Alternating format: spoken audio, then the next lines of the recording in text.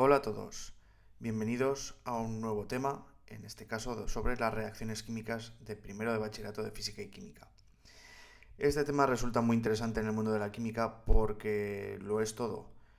Es saber cómo reaccionan las sustancias, el por qué se produce un tipo de reacción y no otra, y sobre todo el saber realizar cálculos a partir de reacciones químicas.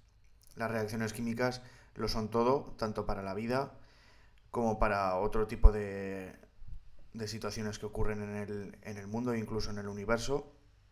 Así que vamos a adentrarnos a ellas a ver cómo podemos realizar esos cálculos que nos pueden ser útiles tanto ahora como para probar la asignatura como en un futuro para en según qué puesto laboral os encontréis.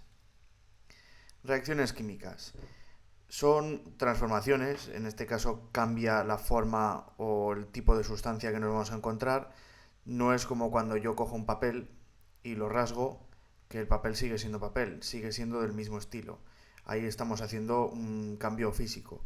Pero yo cuando cojo una hoja de papel y le prendo fuego, la hoja de papel ya no será una hoja de papel, sino que se convertirá en varias sustancias, una de ellas ceniza. Y esa ceniza, si os fijáis, no tiene la misma forma, composición que la hoja de papel de la que provenía. Así que en una reacción química nos vamos a encontrar reactivos, que son las sustancias que van a reaccionar en esa reacción, valga la redundancia, y de esos reactivos se obtendrán unos productos que seguramente serán completamente diferentes a los iniciales.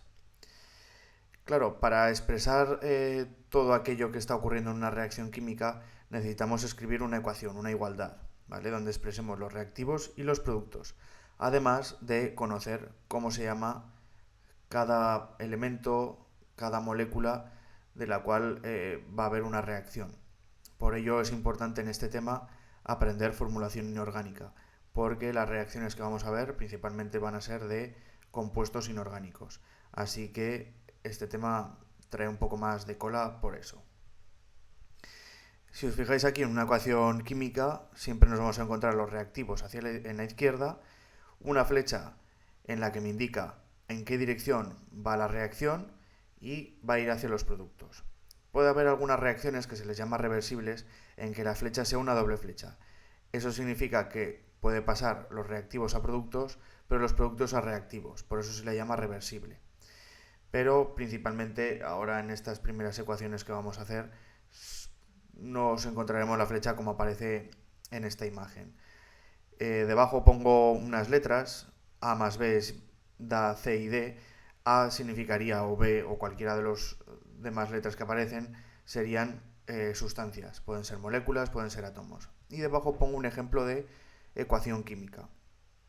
En ella está reaccionando el fósforo en estado sólido, esa S que se encuentra entre paréntesis lo que indica es el estado en que se encuentra esa materia, el fósforo en estado sólido, reacciona con el oxígeno en estado gaseoso. Si os fijáis el oxígeno, nosotros lo llamamos así, y cuando estamos hablando del oxígeno gas, por refrescarlo, estamos hablando de la molécula de oxígeno, no estamos hablando del oxígeno atómico. Por eso siempre que hay alguna reacción química no vamos a escribir, a no ser que nos lo indiquen, el oxígeno atómicamente, sino que lo vamos a escribir como una molécula diatómica, O2. Hay otros gases también que hay que escribirlos de esa manera, como el nitrógeno, el hidrógeno, el cloro, el flúor o el yodo. Vemos que en la reacción lo que se obtiene es otro sólido, en este caso es óxido de fósforo. Y si nos fijamos muy bien, vemos que no coincide el número de átomos que hay de cada cosa en los reactivos y en los productos, ya que hay que cumplir una ley importante, una ley ponderal, que es la ley de conservación de masa de Lavoisier, que significa que tiene que haber lo mismo en los reactivos que en los productos. Y si nos fijamos, por ejemplo, de fósforo hay 4 átomos en los reactivos y en los productos solo hay escrito 2, con lo cual hay que hacer unos ciertos cálculos para conseguir que haya el mismo número de fósforos en los reactivos que en los productos, al igual que el oxígeno. Ahora lo vamos a ver. En este caso, con lo que hay que ajustar son con unos coeficientes estequiométricos. Los coeficientes estequiométricos son unos números que se ponen al lado de las moléculas o los átomos de los reactivos o productos para que se equilibre el número de átomos que hay de cada elemento en las reacciones químicas. Aquí se explica en una serie de pasos muy bien detallados cómo ajustar una reacción química. En este caso, una reacción de dióxido de carbono al unirse con agua forma la siguiente molécula con oxígeno que se desprende. Bien, la reacción química hay que ir fijándose el número de carbonos que tenemos en los reactivos y en los productos. También nos fijaremos del oxígeno y nos fijaremos del hidrógeno. Si vemos bien, del carbono al inicio solo hay en los reactivos un átomo de carbono, en cambio en los productos 6. De modo que para ir realizando ese ajuste de manera correcta vamos a equilibrarlos y le pondríamos un 6 a los carbonos de los reactivos. El número lo único que hace es multiplicar, de modo que el 6 multiplicaría el subíndice del carbono. Como el carbono no tiene ninguno, se considera 1, con lo cual 6 por 1, 6. Tenemos 6 carbonos en el reactivo y 6 carbonos en el producto. Ese 6 que tenemos en el dióxido de carbono, también va a multiplicar al oxígeno, de modo que realmente lo que tenemos es en los reactivos 12 oxígenos en la molécula del dióxido de carbono más el oxígeno que hay en la molécula del agua. Pero antes atacaremos al hidrógeno para equilibrarlo, porque resulta más sencillo. ¿Por qué resulta más sencillo? Porque el hidrógeno solo se encuentra en una molécula en los reactivos y en una molécula en los productos, así que su ajuste es casi inmediato. Como bien vemos, hay 2 hidrógenos en los reactivos y 12 en los productos. Así que como sabemos que hay que multiplicar para equilibrar el número de átomos en reactivos y productos, colocaremos de nuevo un 6 de coeficiente estequiométrico delante de la molécula de agua y así será 6 por 2, 12 hidrógenos en los reactivos y 12 hidrógenos en los productos. Bien, carbonos e hidrógenos están apañados. Ahora vamos a ver cómo apañar los oxígenos. Con los coeficientes estequiométricos que tenemos en los reactivos, lo que vemos es que hay 12 átomos de oxígeno en las moléculas de dióxido de carbono y 6 átomos de oxígeno en la molécula de agua. Con lo cual, si sumamos todo ello, nos sale que tenemos en total 18 oxígenos en los reactivos. Así que tengo que equilibrar en el otro lado de la balanza de los productos que también tenga 18 oxígenos. La forma más sencilla es utilizando la molécula de oxígeno, no aplicarla en la molécula de glucosa, porque si lo aplico en la molécula de glucosa me vuelvo a desbaratar todos los hidrógenos y carbonos. Así que, como lo que me faltan son en total 10 oxígenos más, lo que haremos es multiplicar por 6 el oxígeno que se encuentra solo en los productos. Así tenemos 6 por 2, 12, más los 6 de la molécula de glucosa, 18, se equilibran con los 18 de oxígeno.